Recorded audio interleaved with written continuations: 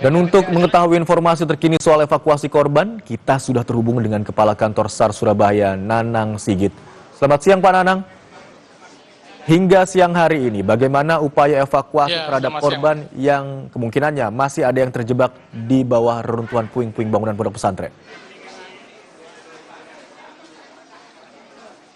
Ya, sampai dengan siang hari ini, proses evakuasi masih berlangsung. Dan sampai dengan saat ini kami tim SAR gabungan sudah mengevakuasi 11 korban ya yang dari reruntuhan dalam kondisi selamat, dan saat ini pun proses evakuasi terhadap korban lainnya yang saat ini posisi korban masih bisa komunikasi dengan kami. Kemudian kami mencoba membuka akses terhadap korban tersebut. Memang cukup sulit karena korban berada di sebelah dari reruntuhan bangunan yang berupa betonan kolom yang cukup besar. Berarti sudah berhasil dievakuasi. Lalu berdasarkan data yang dihimpun terkait dengan jumlah santri begitu ya Pak ya, dengan jumlah yang korban yang belum ditemukan, dugaannya masih ada berapa santri atau berapa orang yang diduga atau kemungkinan masih tertimbun di bawah reruntuhan? Iya, kalau memang kemudian kami berpatokan pada apa yang disampaikan dari pihak pondok pesantren bahwa santri pria itu ada 140 orang dan kemudian terevakuasi 102, baik itu evakuasi mandiri maupun yang dievakuasi langsung dari dalam reruntuhan bangunan. Tentunya seharusnya saat ini masih ada 38 orang, dan itu juga masih kami konfirmasi kembali karena memang banyak juga santri-santri yang sebenarnya sudah pulang ke rumahnya. Informasi yang kami dapatkan juga sebenarnya alat berat sudah tiba di sana Pak, tapi untuk penggunaannya masih dievaluasi, masih diteliti kembali karena dinilai dapat membahayakan korban yang masih berada di bawah reruntuhan. Lalu upaya seperti apa yang dilakukan kalau tidak bisa menggunakan alat berat Pak? Ya, untuk alat berat memang dari hari pertama atau kemarin sore sudah berada di lokasi kejadian, lokasi reruntuhan.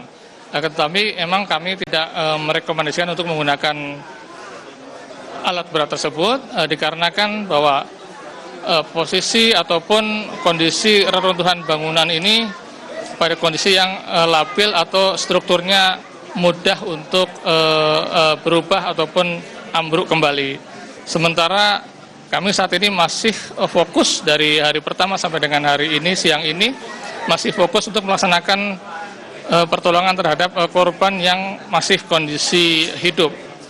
Sehingga jika menggunakan alat berat tentunya akan menggeser ataupun merusak struktur bangunan yang akan mengakibatkan ambruk kembali dan justru malah akan membahayakan bagi korban-korban yang saat ini masih kondisi hidup.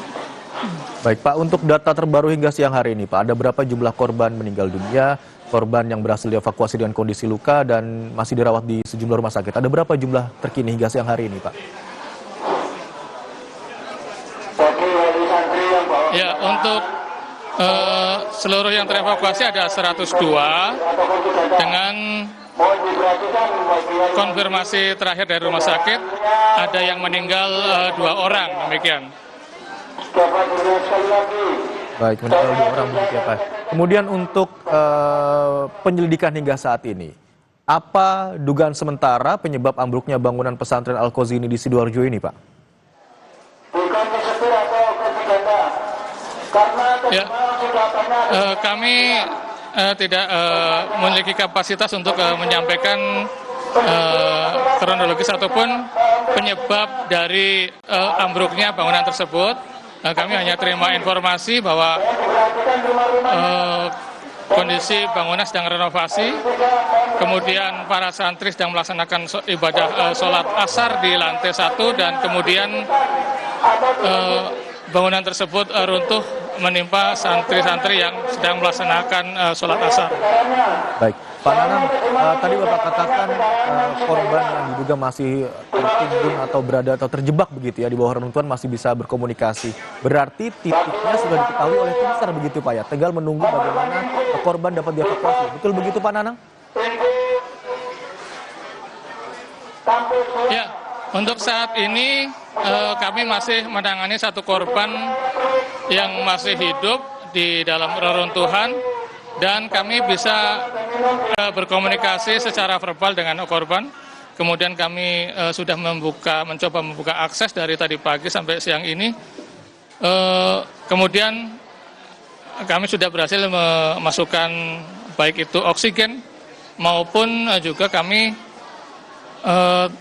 memberikan suplai minuman dan makanan kepada korban tersebut.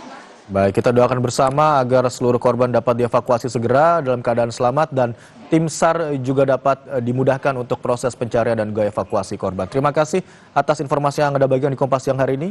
Kepala Kantor SAR Surabaya, Pak Nanang Sigit. Terima kasih Pak, selamat siang.